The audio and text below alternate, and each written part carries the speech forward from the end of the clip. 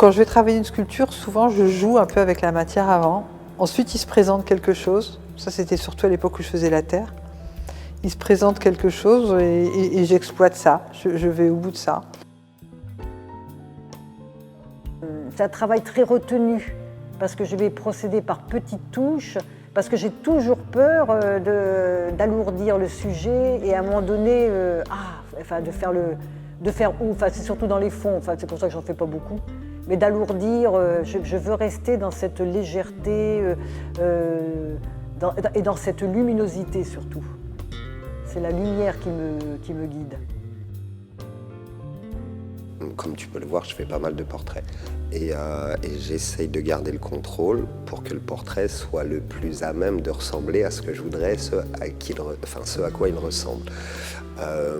Donc j'ai besoin en effet de contrôle pour ça. Et après, la spontanéité, elle vient principalement dans les projections, que ce soit avec les bombes de peinture ou même un peu de travail au couteau, des choses comme ça, où là ça va être plus spontané, où on va essayer pas de donner une dynamique, mais un petit peu plus de folie en fait, on va dire.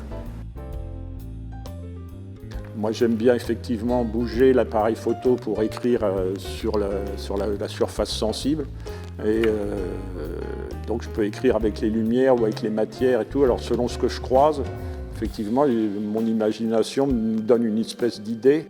Ce que je recherche dans ma toile, c'est un moment paisible. Ce que je souhaiterais, c'est que quand les gens sont devant ma toile, ça fasse remonter des émotions. Voilà, je cherche avant tout à amener une vibration. Il faut que les choses vibrent et il faut que tout ça vienne faire émerger des émotions. C'est un moment de méditation.